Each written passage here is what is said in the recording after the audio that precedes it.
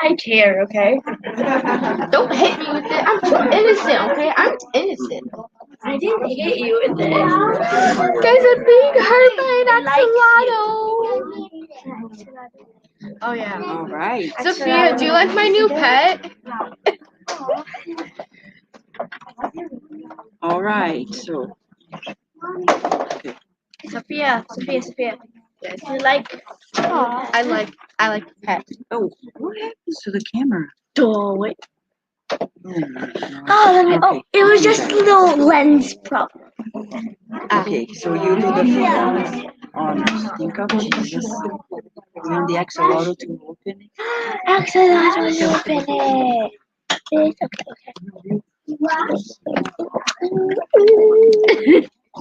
This one. Axolotl opened it.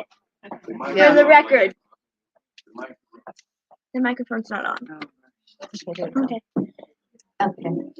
Phoebe. I was checking. Your work seemingly demeaning and disdained by others in your treasure, a tool for you to earn your keep and bring you honor. Perform your task mindfully and honorably. The shining diamond came from entrails of the earth, where it kept company with worms, and delicious bread gracing your table came from wheat that grew in the dirt. Working is a challenge for everybody as long as humankind continues to produce the march of progress continuous, uninterrupted. Honor your labor by being its faithful servant. There might be another side. Okay, never mind. There's a period right there. Too bad. I was like, there's another There's side. a period though. Oh, too bad. Oh, You don't have the axolotl. Easy, so think of it. This one. Let me see. This one. I'll This hold one. it. I'll hold the axolotl. Okay. Maybe. Okay, we're well, good. Okay. Make sure that pessimism and rebelliousness do not find shelter in your heart. Numbing or frazzling your nerves. Sorry. Or frazzling your nerves. I forgot how to say that. Reconsider unpleasant attitudes and events, taking heart and continuing on your journey in peace. Your spiritual state has everything to do with the outcome of your aspirations and actions. When you begin a task with antagonistic feelings or resistance, you have already lost. Bringing the warmth of hope and optimism to you, all due success and will be inevitable.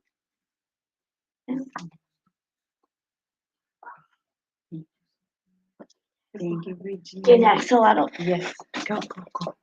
Now, Mr. John. Please, I got Mr. the John. head style. No, I got it right. Well, good day, everyone, and welcome to the Spiritus Society of Virginia on this beautiful Sunday morning. The message today is from the book Courage. In this message, there's several spirit authors that psychographed by Chico in this one, but this one is from Albino Teixeira, and it's entitled Inner Conflicts.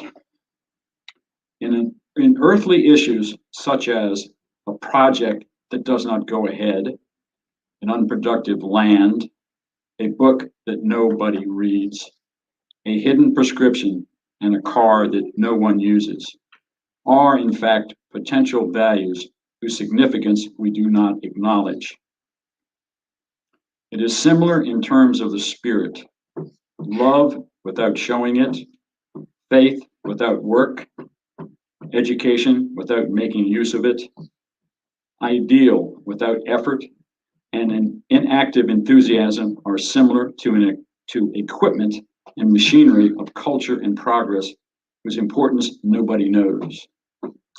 These images make us recognize that without the necessary employment of rights, wrongs, illusions, delusions, conquests, and failures, in the daily life. The Spiritist knowledge is no more than a very distant dream in the inevitable field of experience. I thought it was so interesting that Daisy at the 6 o'clock prayer yesterday talked about that same message that was first read by you. Yeah. And there was a lady that I met earlier this week that she picked that same message, and she was working in a hospital. Wow. See, all works together. So, friends, now we invite everybody to pray. Let's remember that prayer is very therapeutic. In the Spirit's book by Kardec, he asked, can prayer make people better? And the answer is yes. How? Because when we pray, the good spirits come and help us, strengthening us, and we avoid making mistakes. So it's good to pray. Let us visualize the light of God in whatever way we feel. His loving care, filling up every molecule of this healing air that we breathe, breathing in and out. We feel you, God. We know that you are everywhere, and you are with everyone. Thank you for bringing us together, for the opportunity of celebrating life in new reincarnation, new beginnings. May we learn to be good as you have created us and stay attuned with our divine essence. May this hour be therapeutic. May the good and loving Spirit guides nurses and therapists, educators, finding us easy hearts and minds for their loving approach today and always. And so be it. All right. So I know at the end we'll have the announcements, but just in case if we're rushed, you know that The Chosen has just released season 4. And the season 4 has 9 episodes. 9 or 8. 8, I guess. 8. Yeah, 9. So in the first 2 weeks of February, they are streaming the first 3 episodes in the movie theaters. In the later weeks of February, the other half, it's episodes 4, 5, 6. In the first part of March, they're going to release the rest of it. And you may say, but Vanessa, I'm going to wait when they release it for free in the app. Really? Why are we going to wait? Because we can't pay $16 per ticket? But if we go around the corner and buy McDonald's, it's much more expensive. When we pay, says Dallas Jenkins, when we go to the movie theater and pay, they are taking part of it to pay 10,000 people, we know, who work on the behind the scenes. But it's going to help them release for free later for people who cannot really pay to watch them in the movie theaters.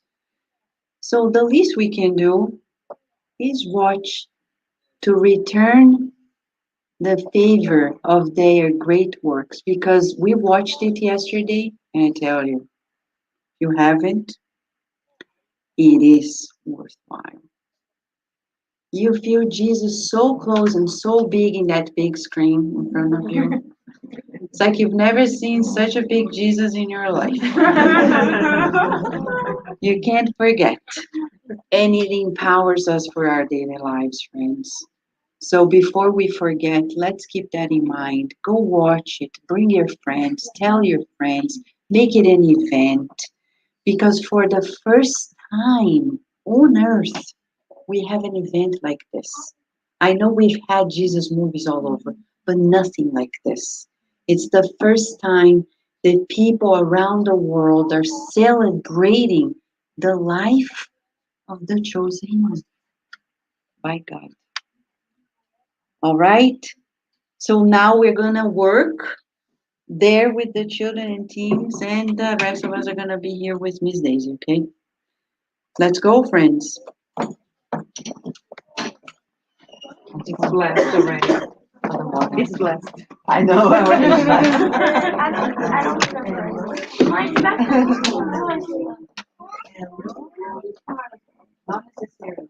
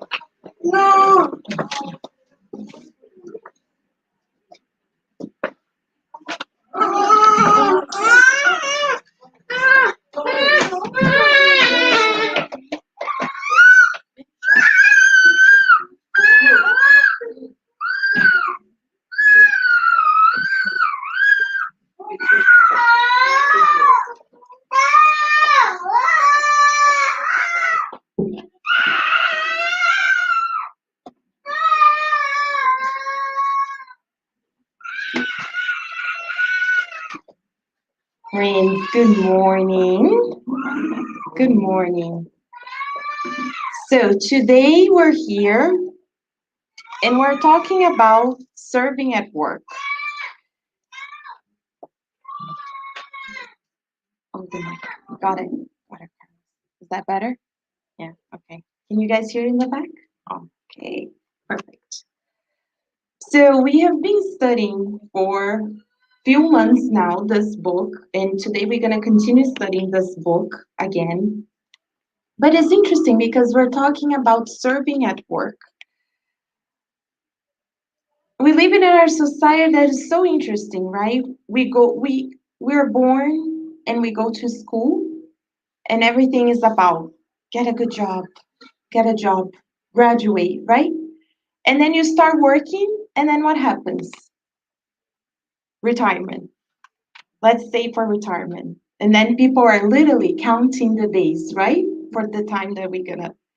And then in between, when we start working and then when we retire, we're there every day at work, probably more than we are at home, right? If we compute the number of hours.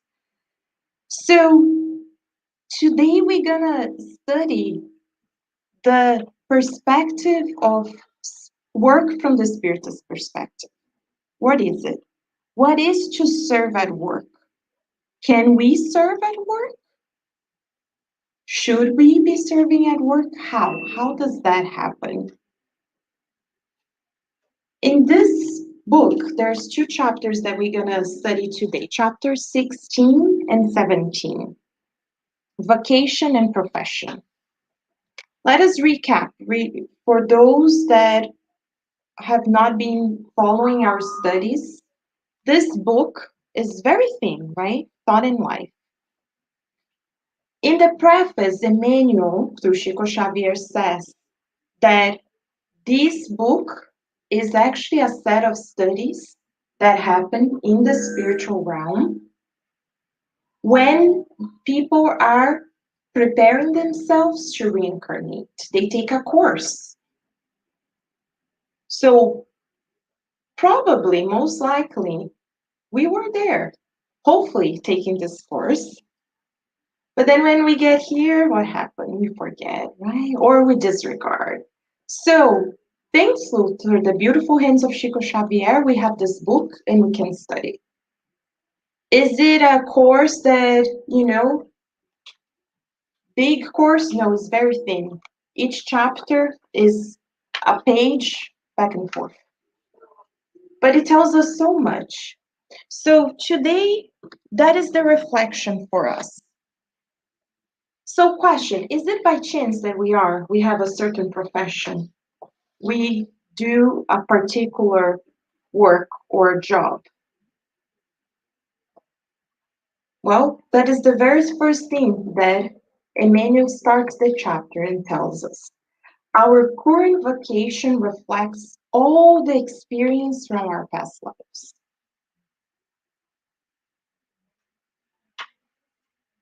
We know we're spirits. It's not the first time that we're here, reincarnated on Earth. And we bring with us the experience from our past lives, the skills that we acquire. Is this the first time that we have a profession? No. I know we're thinking here about a particular title, but work, it's in the Spirit's book, in the third part, law of work, is any useful occupation. So anytime we're being useful. So in previous lives, if our family had a land and we were working on the land, that was work. If we were taking care of families, mother, fathers, caregivers, teachers. So we bring those experiences with us. So it's not by chance that we see sometimes a whole family, for example, of teachers, of musicians, of doctors. Why? Emmanuel explains in these chapters that we're studying today and in the previous chapter about family. The name of the book is Thought in Life. So we learn that as we think, we emit and we attract. So we also attract spirits into our lives that like what we like,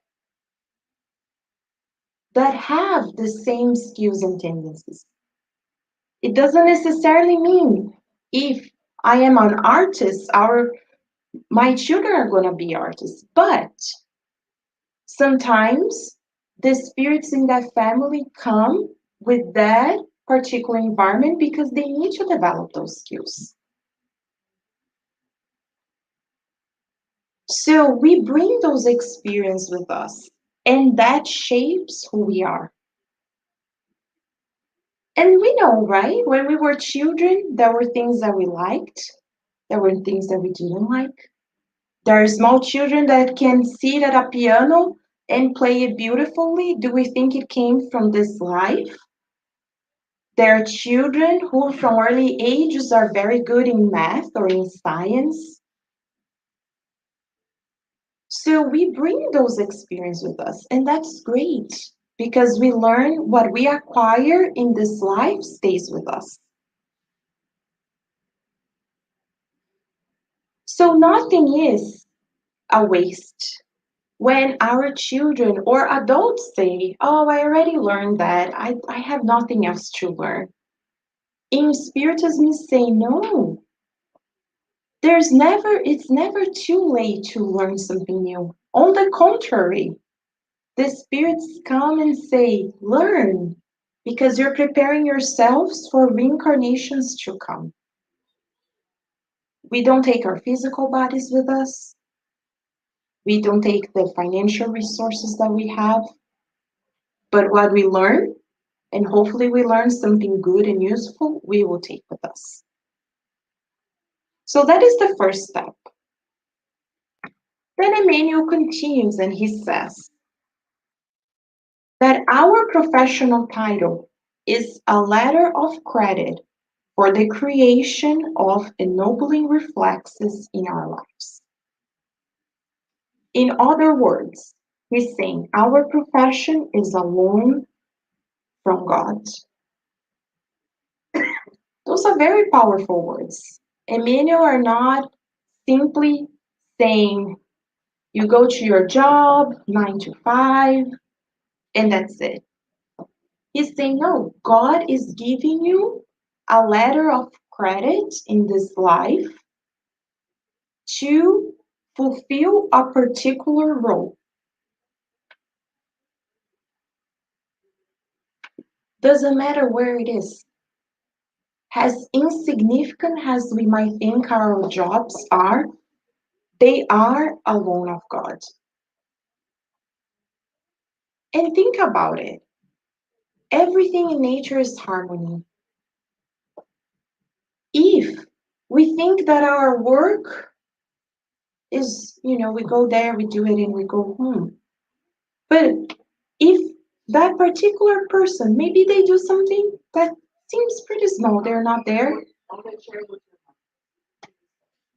Here, here, here. Here, here.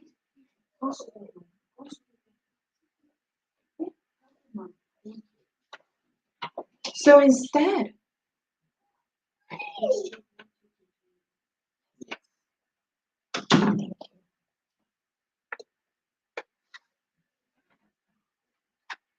so God gives us an opportunity to come to fulfill a particular role.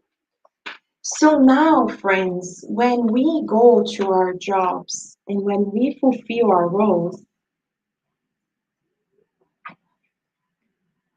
we think, I'm here because God is allowing me to be here. And this changes our perspective. Because instead of waking up every morning and just saying, oh, another day, right? Monday comes and people are like, first meeting in the morning, people are like, oh my gosh, it's just Monday. But it's not on them, it's on us. If we change the way we see things and we think, no, I'm here for a reason. Yes, it's not easy. As John mentioned yesterday, we read a message in the book Happy Life exactly about this, where John Angeli says, yes, our work environments might be challenging. But we that have the Spirit's knowledge, we know it's not by chance that we are in that environment with those particular people. And we're asked by God. Our co-workers don't know what we do, but we do. So a question for us.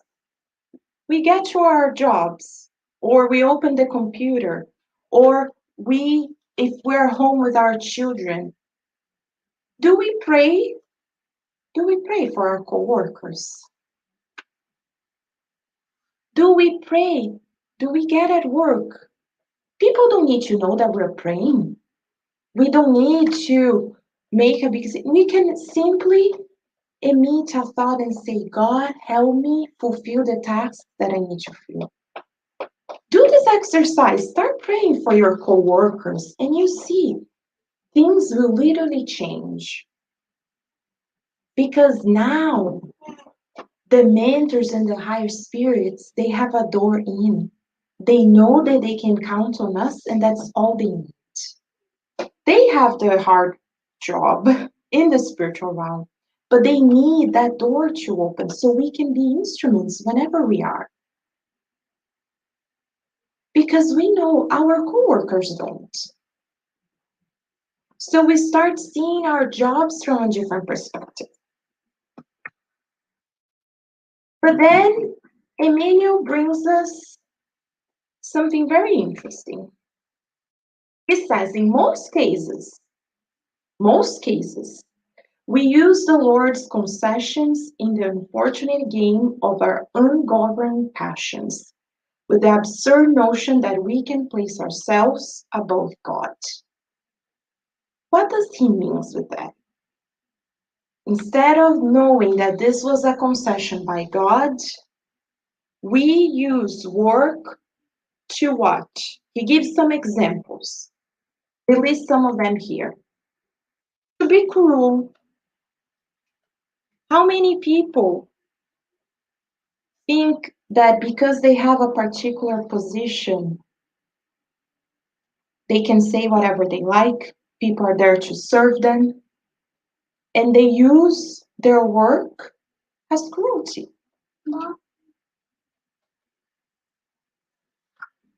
For example, a judge. We have systems in place to make sure that he's doing his job. But imagine a sentence or many sentences, people using that position to determine people's lives. A doctor, and so on and so forth. So many. They abuse their power. And sometimes this happens, we're talking about work, but we're thinking about the home environment too. How many parents and grandparents abuse their power with their children? Because they say, it is my way or the highway, and you're going to obey. And they abuse that power. How many go to their works not thinking about their coworkers, but they're there to think about their own success. So it doesn't matter if to get a promotion, I am gonna steal the idea of a coworker, or I'm gonna do something to make sure that I am the best and I have the success and fame and others don't. So do you see, this is very nuanced, and we have come from many lives of doing exactly like this. We want the praise. Oh, what if the boss praised the coworker and not me? Oh, now my day is done. So then, what is the true motive that we're there? Are we there truly to fulfill a task, or are we there to work on our own ungoverned passions, fulfill our ego? But then people say, but Daisy, I need to feed my family. I need to put food at the table. But at what? At the cost of others? Because others don't need to put food at the table? Is when we use our work for ambition, to rise up the ladder. Doesn't matter who we have to step on. Or we simply use work to fulfill our own pleasures. And nowadays, we'll add one more. Is when we say that we're there working, but people are on the internet, they're watching films, playing games, they're doing everything but work. So they're abusing the system. Friends, this is not for us. We're learning together with Emmanuel. It's not for us to feel guilty, but for us to learn. Why? Because we know it's a law of action and reaction. There are consequences. So Emmanuel says that if we use our professions to fulfill our own egotistical whims, we will have to collect the fruit of our actions, which we implanted in the souls of others through a new reincarnation.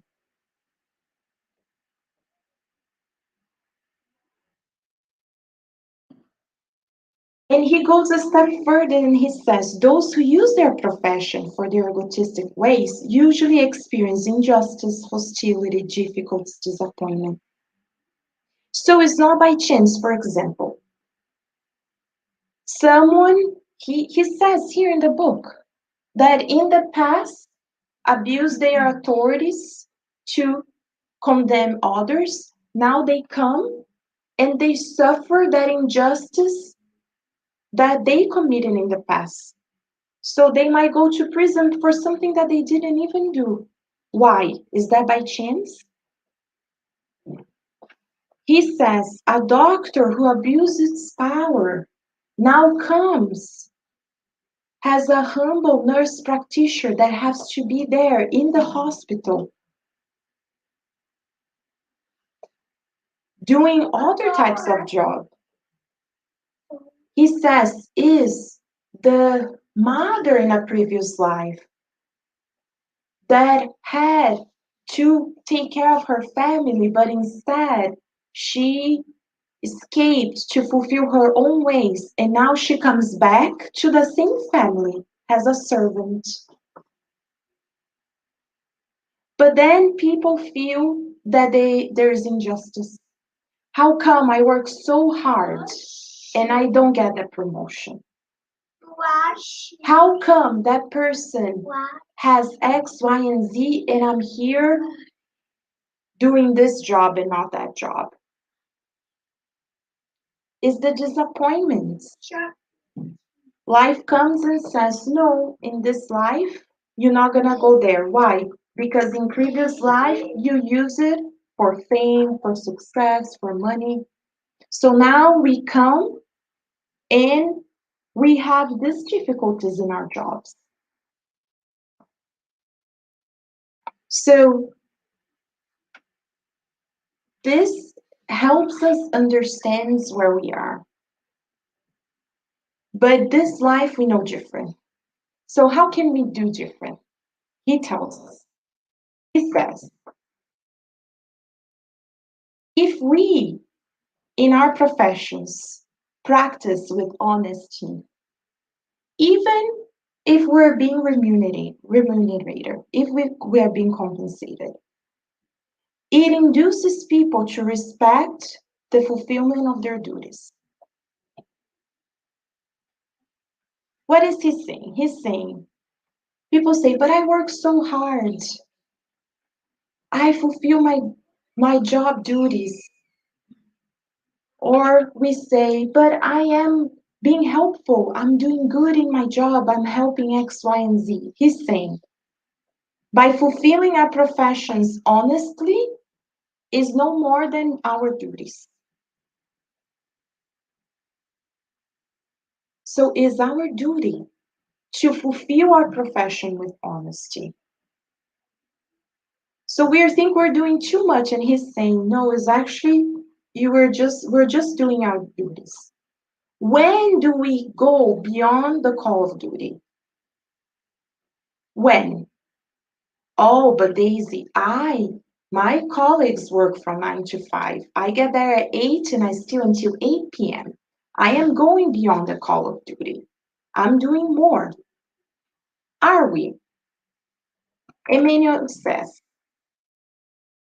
when we practice selfless giving, when one sacrifice for the happiness of others, that's when our duty ends. So selfless giving begins when we sacrifice for the happiness of others. So we can be there 8 to 8, but if we're only thinking about ourselves, our promotion, our bonus at the end of the year, then it's no more than fulfilling our duties. He's saying is when we go a step further. So when we take on that task that might help a colleague, but I'm not going to be compensated. I might not even receive the praise. That's when selfless giving begins. And why is this important? The person who works selflessly for the benefit of others without self-interest is an apostle of heavenly virtues.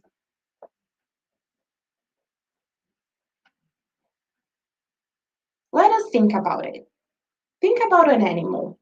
An animal wakes up, they look for food, right? They take care of the family. Think of a bird. Goes there, feed their little birds, go for food, they reproduce, and then at the end of the day, they rest. If we wake up and do that, we learn in Spiritism that we're not doing more than our animal companions. That is the basic. But we are humans. And as humans, we're called to go beyond.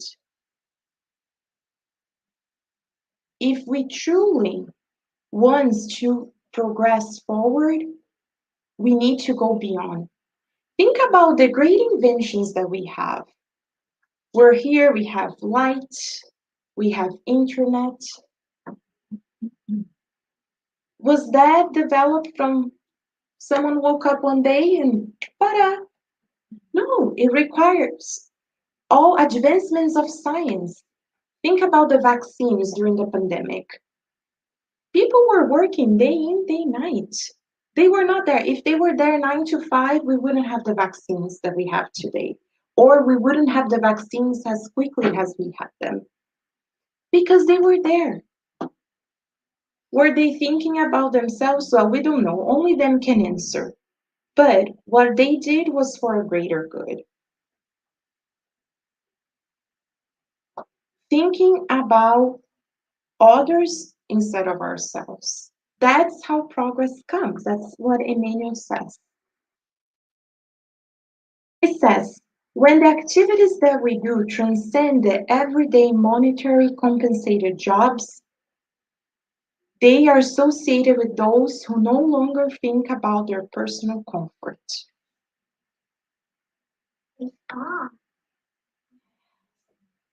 Think about a mother or a father. They're not being compensated for their jobs. Right? No!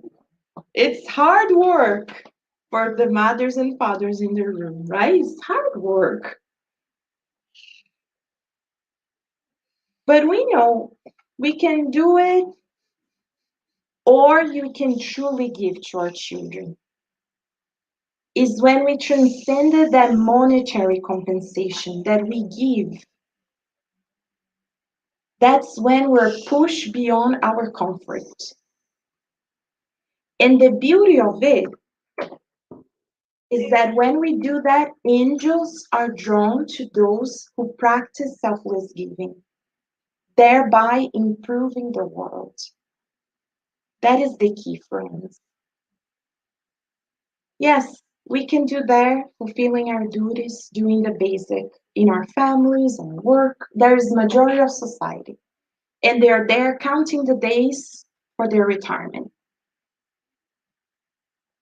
And they think, oh, I'm gonna move to Florida or to that city. I'm gonna do that trip. But then retirement comes next month, and then the diagnosis comes with it, and they don't have time.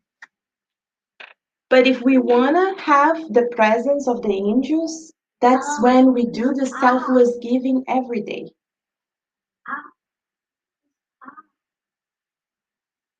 But this is the key, the monetary compensation. We're here at the Spirit Center. There's a lot of work to do in a Spirit Center. It's not, the lights are on, everything is clean, but there's a lot of work that happens behind the scenes. But then people don't want to help because there is no monetary compensation. We just came from the shelter this morning serving the breakfast. More than 100 people, probably I think 140 or more that were there. There's one person, right, Christina? One person in the kitchen. We were in a group, I don't know, 6 or 7, and we didn't stop for an hour and a half. And we keep thinking, how can this woman do this job by herself when there is no additional help? We cannot imagine it. But do people want to wake up and be there 7:30 a.m. on a Sunday? No. If people wanted to, that place would be packed of volunteers. And it's so contradictory because if you're familiar with the area, There's the Reston Town Center, which is beautiful stores, beautiful restaurants, high class society. And then not even 2 blocks, you have this shelter where people are there, don't have a home, are in the streets, are relying on other people to receive their foods. There are families there, people with children. We're here today, friends. There's nothing that guarantees that we couldn't be relying on a shelter tomorrow. Because we might go home and lose our jobs and be unemployed tomorrow and not have enough funds to pay our home, and we might need to be there. And then we're gonna be thanking those who prepare a meal and who are there to serve. But when we need to get out of our comfort zone to do more, we're like, next month, next year, I'm too busy. But my family, but my work, and then life ends, friends. And where was it? Do we think we're gonna be in the company of angels? We're not. There's a beautiful passage in the book, in Portuguese, called Roteiro de Jesus. It's in Kardec Radio. Vanessa studied at 11 p.m. studies a few years ago. There's a beautiful passage. One of the disciples, he missed Jesus so much, and they already had the mention of the way. They were helping many people. But he decided to exclude himself and go to the top of the mountain and pray and meditate, because he thought, oh, I need Jesus. I need to find Jesus. I need Jesus to come. So he excused himself, and he went far away by himself. It's like, here, no one's gonna bother me. Jesus can come. I can talk to him. And he prayed. He was there for days. And then one day he was praying, and he saw this figure of this man coming, and he realized it was Jesus. And Jesus showed up to him and continue walking on. And he runs towards Jesus and say, come, Jesus, you're not gonna stop. I'll be praying for you. I want to talk to you. And he says, if you want to be in my presence, I will be there with those who need my help. I'm not going to be here for you. If you want to be with me, I'm going to be there. So if we want to be in the company of Jesus, that's where we have to be, friends. It doesn't mean that we will do the 8 to 8 job and forget about our families at home. No, this is not what the lesson is saying. The lesson is saying that we go a step further in everything that we do. Starting with our families, starting at home. Because that job is not compensated. It's not valued. On the contrary, I was talking to 2 friends this past 2 weeks. Both had children recently and decided to take a little longer leave. A little long, not too long. And they were telling me how hard it was to get back to their jobs, because their coworkers were giving them tasks that were meaningless. And the prejudice that they suffered for having to decide to be home because they just had a baby. That choice is the selfless giving, but is not praised in our society. One day, the mentor says, mothers and fathers who decided to stay at home will be equally or sometimes more compensated than those who are working, because it's hard work. But we're changing, as we said in the previous slides, We're sacrificing our money, our praise, our promotions for the happiness of others.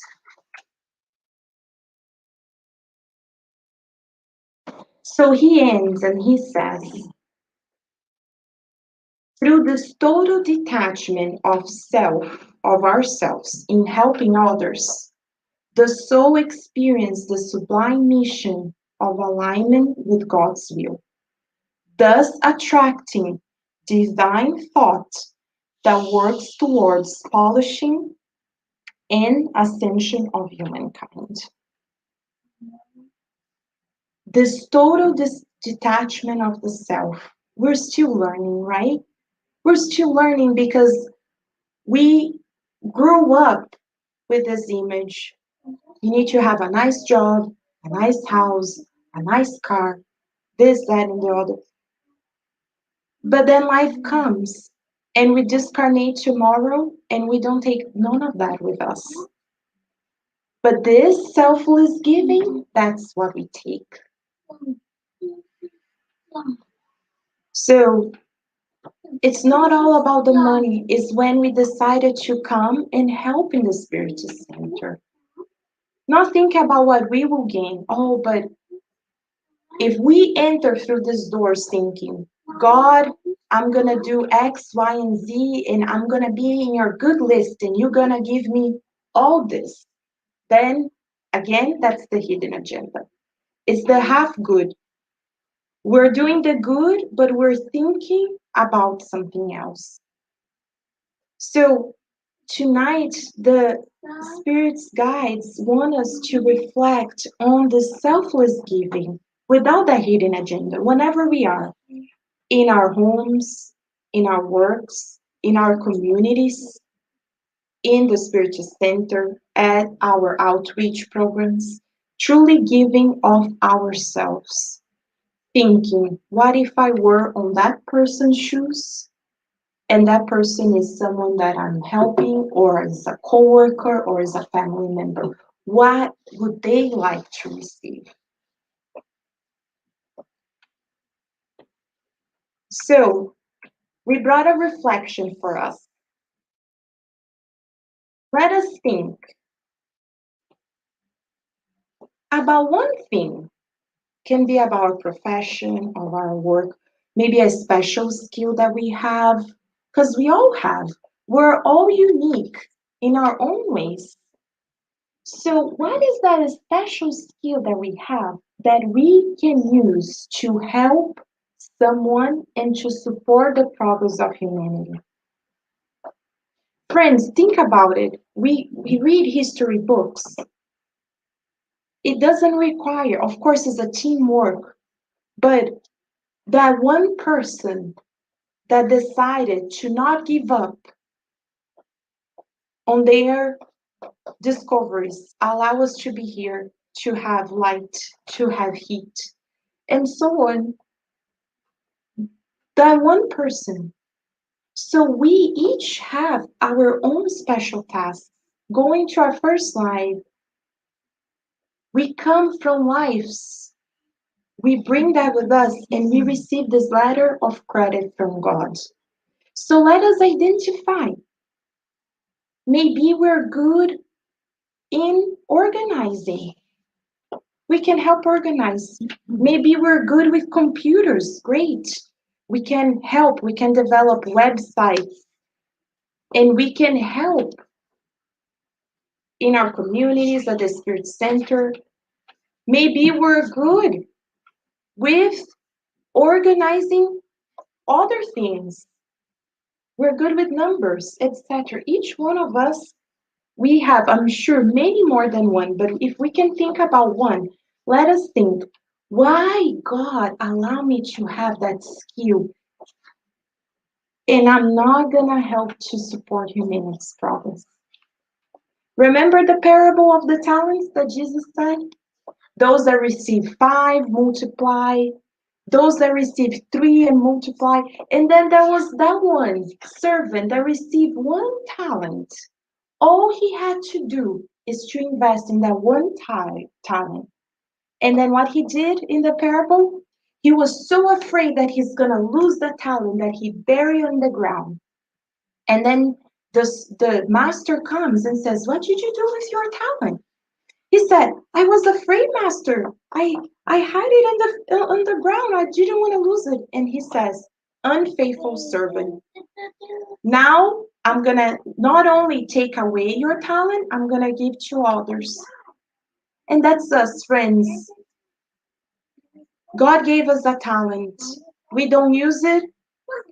We get to our later years and then we suffer from Alzheimer's, dementias, Parkinson's, all these illnesses that come.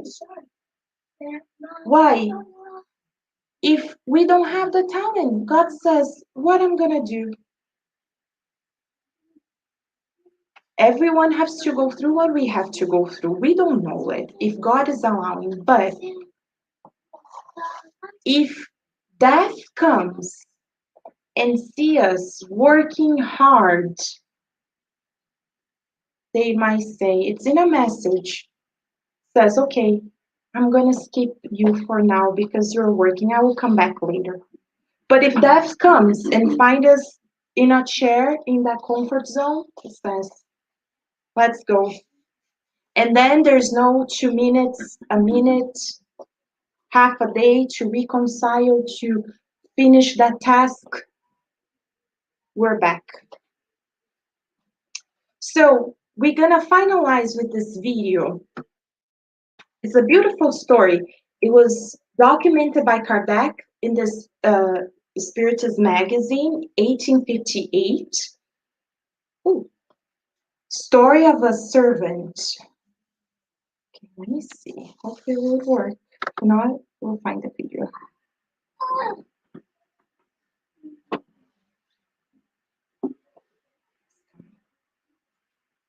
Okay. Okay. I think we need to do the exercise together so you guys can know what these wonderful videos are. So if you go to YouTube, Kardec Radio's YouTube, it's wonderful. It's a great resource for us. There's a special playlist called Cases of Afterlife. I will show you. In our playlist.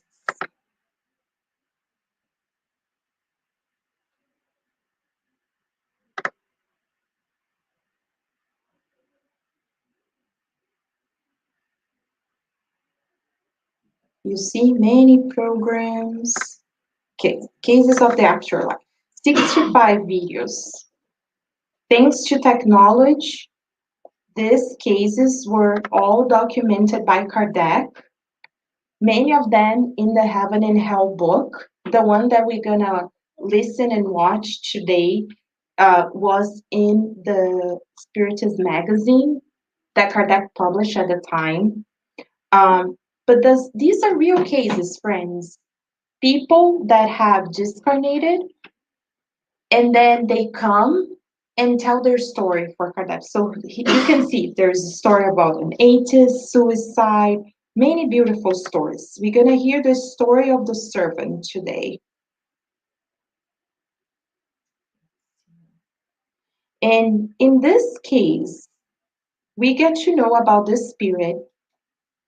He lost his dad. Here it is. In a previous life, he lost his dad at a young age. And he found this person that was like a father to him, a father figure, who really took him in and took care of him. But he, because of his vanity, he doesn't go into many details, but we can only imagine. He didn't use that opportunity that he had to do what we're just talking about, this selfless giving. He used it for his own egotistic ways. And then he was so repentant that he asked to come back, reincarnate in the same family, but now as the servant. But it's so beautiful because we can see and we probably have stories in our lives of people that come and you feel that connection. So the love and affection was there. So he was a very faithful servant to his master. And he shares a little bit about that experience with us. So let us hear this case, thinking about what we just talked about, the opportunities that we're given, the talents that we have. There are many, but we can think about that one that God said, this I give it to you in this life, for you to multiply this talent, not for yourself, but for others. Then, friends, we're not going to have to reincarnate like this gentleman in a situation much harder where life's saying, okay, now you're going to have to learn in a different way. So let us reflect about this case as we listen to it, okay? Thank you.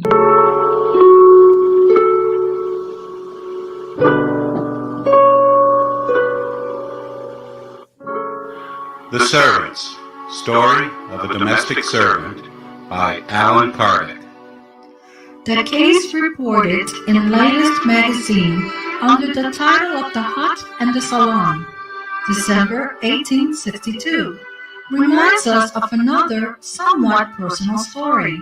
On one trip we did 2 years ago, we saw in a family of high society a very young servant whose face, slim and smart, impressed us by his air of distinction. Nothing in his manner denoted inferiority. His dedication to the service of the employers had no such servile way, characteristic of people in such a condition. Returning to the family the following year, and no longer seeing the boy, we asked if he had been fired. No, They replied, he went back to his homeland for a few days and passed away. We are very sorry, because he was a great person and had noble sentiments above his social position. He was very close to us, and he had given us evidence of great devotion. Later came the idea of evoking the boy. Here's what he told us. In my last incarnation, I was, as they say, on earth, from a good family, though ruined by the reckless splurges of my father. I became an orphan with no resources, and still very young, Mr. G was my benefactor. He raised me as a son and gave me a good education, which flattered me. During the last existence, I wanted to expiate my pride, being born in a servile condition. I found here opportunity to prove my dedication to my benefactor. I even saved his life, without him even noticing. It was at the same time a test, which I benefited from, because I had enough strength for not getting corrupted by contact with an ambient, almost always vicious.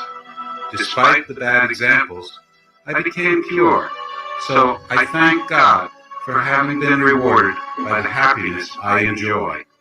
Under what circumstances have you saved the life of Mr. G? During a horseback ride, I just followed him. I noticed a large tree that was falling beside him that he didn't see. I let out a terrible cry. He retreated sharply, while the tree was falling at his feet. Without the provoked movement, he would have been crushed. Note, the event was reported to Mr. G, who remembered it perfectly. Why did you die so young? God had judged my atonement satisfactory. How could you benefit from it if you didn't keep the memory of your previous existence and the cause for the motivation? In my humble position, I still had an instinct of pride that I was lucky enough to overcome. This made the test very useful. Otherwise, I would have to restart it. In their moments of freedom, my spirit remembered and, upon awakening, there was an intuitive desire to resist my tendencies, which I felt being harmful. This way, fighting without clearly recalling the past, I acquired more merits. A disturbing memory of my former position would have exalted my pride, while I just had to fight the drags of the new position. You received a brilliant education. How did it serve you in the last existence if you did not recall the acquired knowledge? This knowledge would have been useless, even counterproductive in my new situation.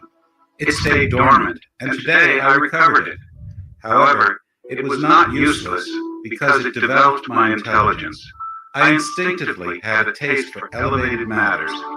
What inspired the repulse for low and despicable examples I had under my eyes? Without that education, I would not have been more than a simple servant. The examples of domestic servants who are dedicated to the employers, to the active nation, is because of previous relationships? Do not doubt it. It is at least the most common case. Sometimes these servants are family members, or, like me, grateful beings who pay a debt of gratitude and devotion, which helps them progress. You have no idea the effects of sympathies and apathies that these previous relationships produce in the world. No, death does not stop these relationships that often perpetuate themselves from one century to another. Why have such examples of dedications of servants become so rare these days? We shall blame the spirit of selfishness and pride of your century, developed by unbelief and by materialistic ideas. True faith disappears by the greed and the desire to win, with it the dedication, leading men back to the feeling of truth. Spiritism will revive the forgotten virtues. Note, there is nothing better than this example to highlight the benefits of forgetfulness of previous existences. If Mr. G had remembered who had been his young servant, he would have been very embarrassed and would not have kept him in that condition, hindering thus the test, which was beneficial to both. This article was first published by Alan Carter on the Review Spirit in 1863.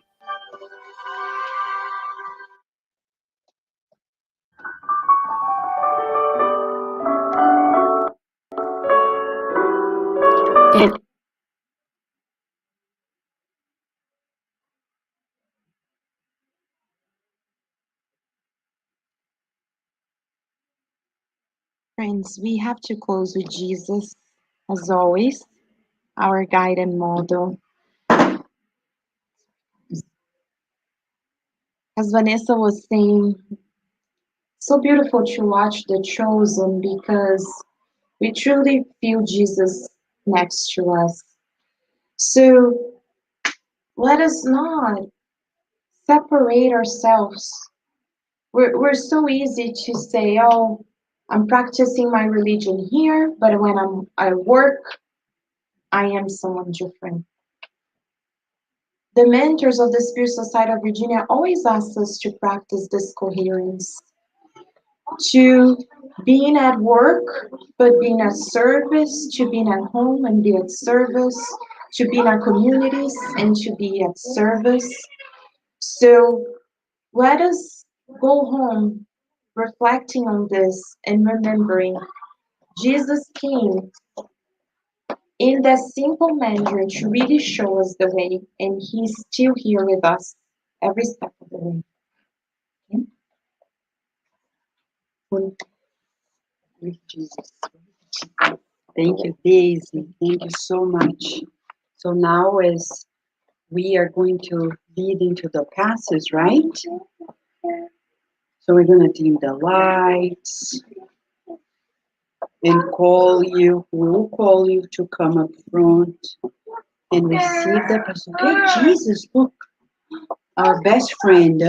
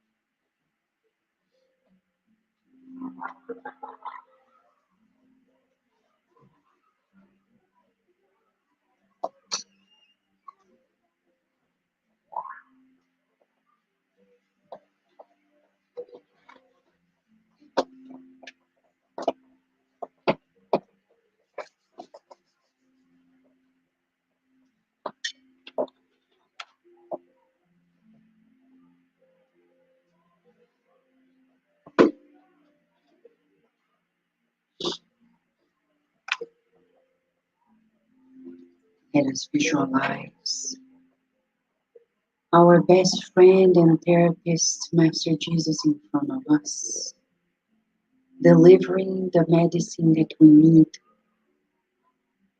He loves us deeply and knows exactly what we need.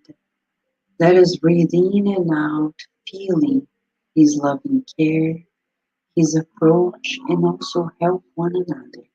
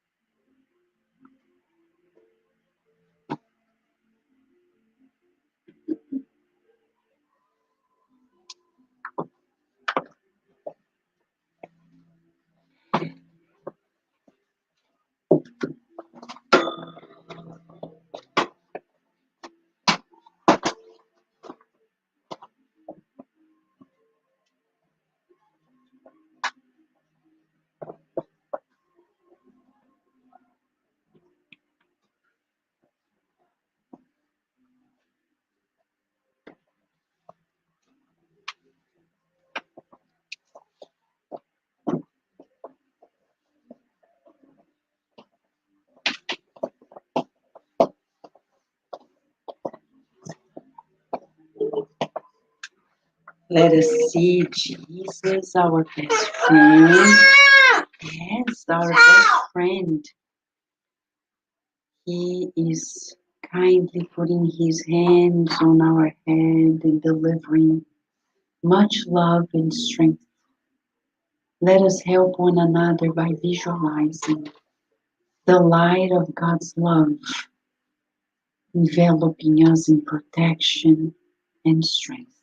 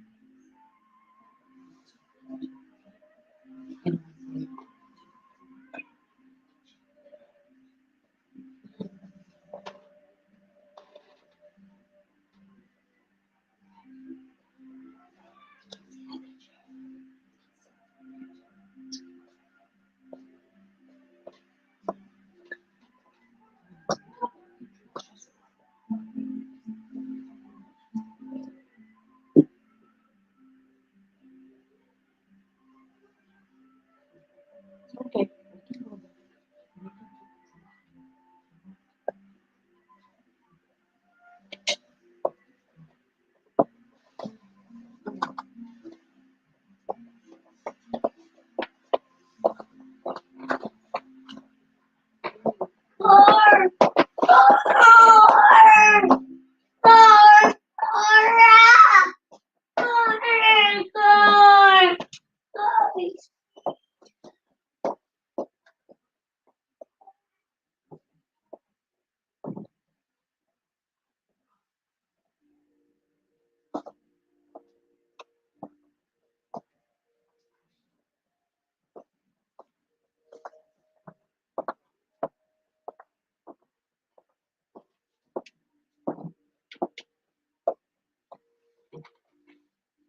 We visualize now Mother Mary, the beloved and kind mother of all of us. She now envelops us in her protection, infusing her healing love onto us. Let us keep visualizing her helping one another and thus helping God in this process of healing and treatment for all of us.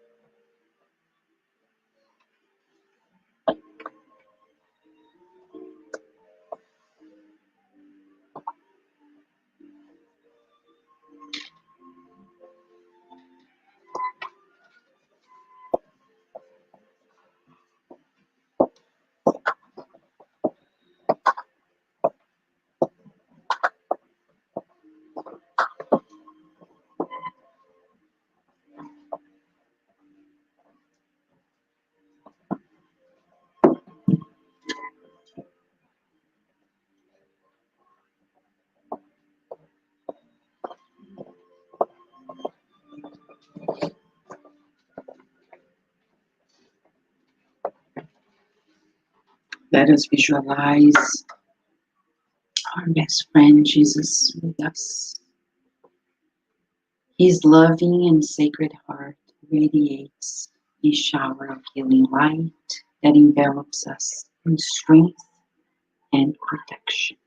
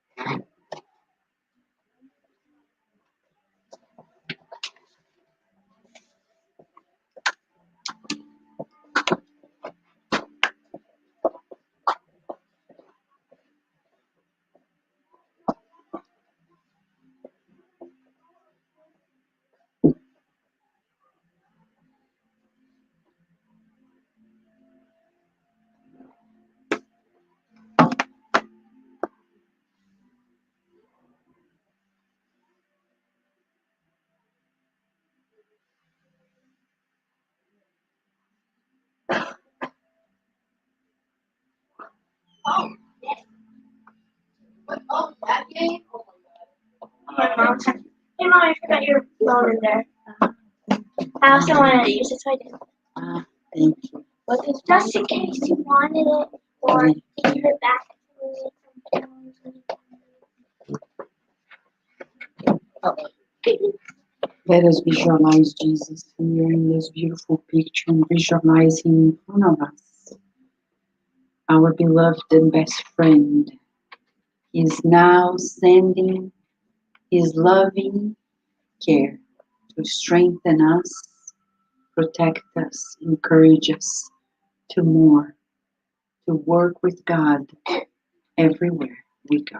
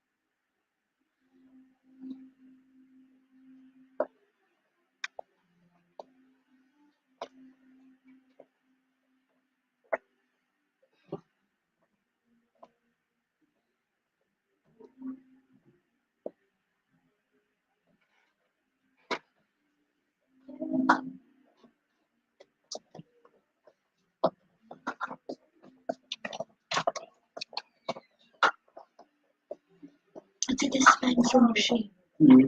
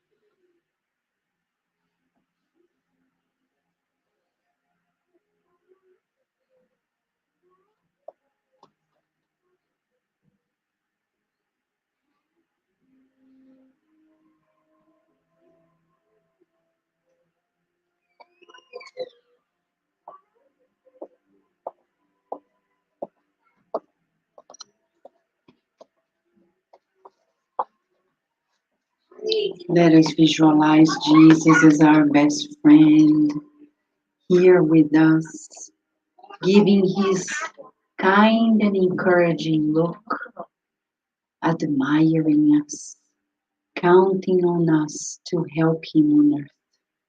Let us feel him strengthening and protecting us with his love.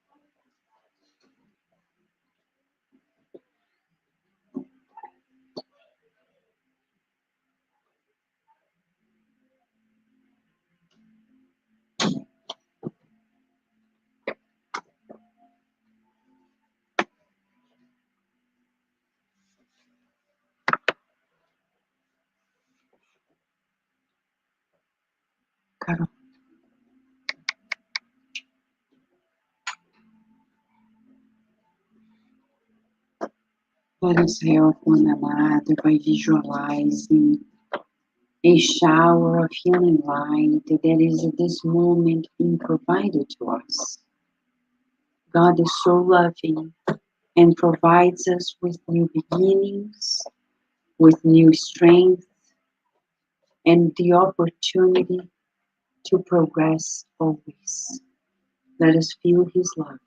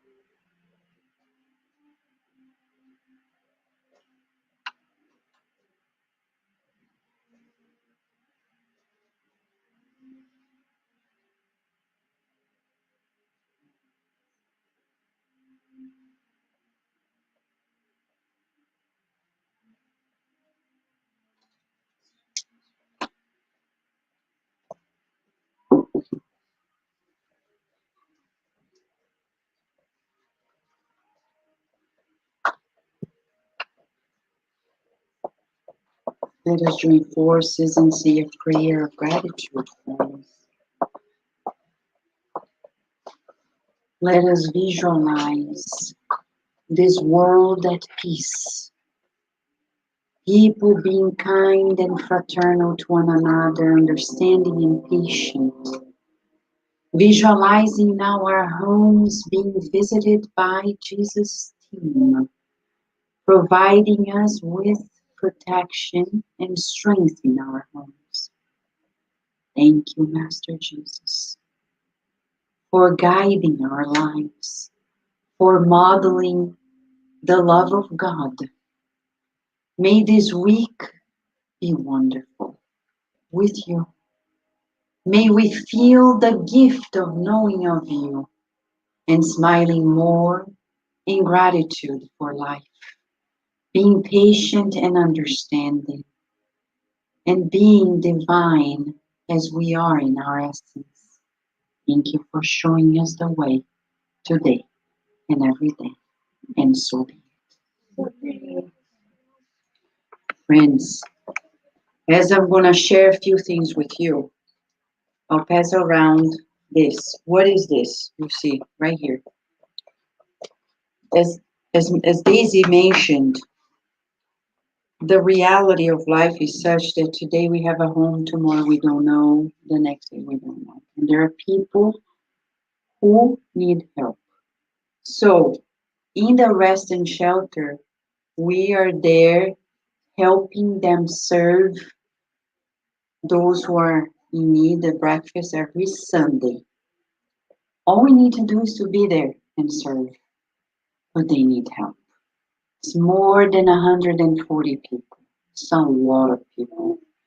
And they don't have enough people to serve. All you need to do is to sign up.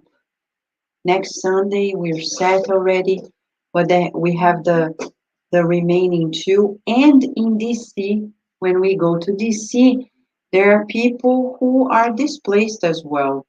And this has been a work that we've done for more than 10 years. Thank God, many people changed, they got their homes, but other people are in need. So you're welcome to join us. All you need to do is to sign up. We'll give you instructions, you go there. That's it. It's very easy. It's to give of ourselves. Some people say, but Vanessa, come on, in this country, they don't need food. Because I tell you this, food is just an excuse for us to be there. The goal is to be there, to see them, to share our love and care, to be instruments of a good spirits. I don't know if many of you were there, some of you were not there, but we've been in DC for more than 10 years, many more than 10 years. And in DC, we used to be at the Franklin Square Park. It was a disaster. People were there living there in tents, drugs, etc. But the works of the spirits are so amazing that every time we were there, they were bringing the spirits that were possessing people to the spiritual realm, to the mediumistic meeting. After so many years, they were able to rescue the spirits that were there.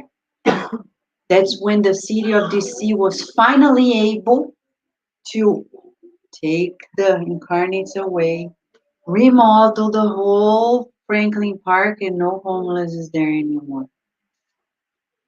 Now we are in the McPherson Square. They are not living there, but they pass by. And we're still there to help because the work is of prayer, is of fraternity. The food is just an excuse for us to be bridging it up, but it helps a lot, right? Okay, so I'll pass this around, Miss Daisy. And then once you sign up, it's important that you sign up this page, which is an informed consent.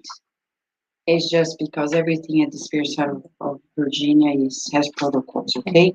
We have permits to be there with the Washington City. We're there, licensed to be there.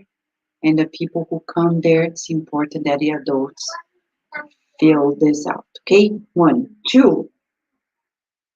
The shelter in Reston always needs peanut butter jelly sandwich. I know we sometimes do it here, but you can do it with your family. If you do it once a week, whenever you want, get together. You don't need to do 100. You can do like 50. You can do 20. Doesn't matter. Remember, they have 140 people. And because of the cold weather, they explain to us. People are there all day long. And you don't have food all the time. The kitchen only has 1 or 2 people working there. They don't have time to make the peanut butter jelly sandwiches. You think it's nothing, but it's not. So if you want, go and deliver right there. You can send us a message, we'll send the address. But any shelter needs this, by the way. So if you have a shelter nearby you, you can give it there too. And they always need cleaning supplies. So we are doing this drive here. And if you have clothes, etc., you can bring it here and we distribute there. Okay? In DC, we'll be there for the monthly workshop. It's about willpower this time. It's going to be next Saturday. Okay? Tell your friends. And in 2 weeks from today, we're going to have our traditional heart day. Everything about hearts. It's about friendship, as Jesus said, with friends.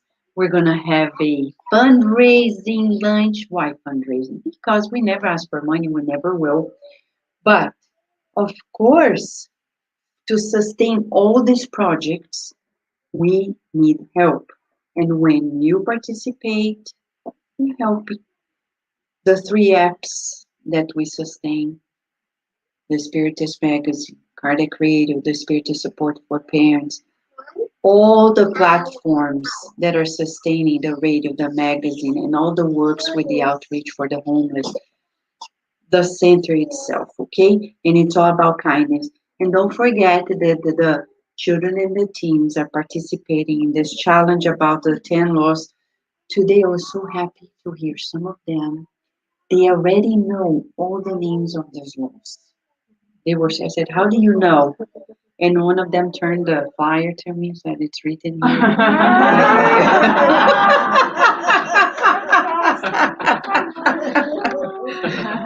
So if you also need help, we're always here. We're never in a rush to go home, okay?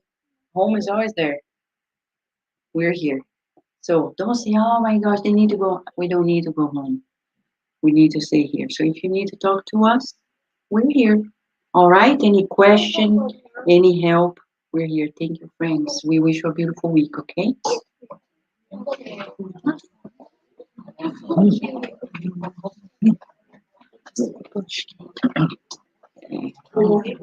I did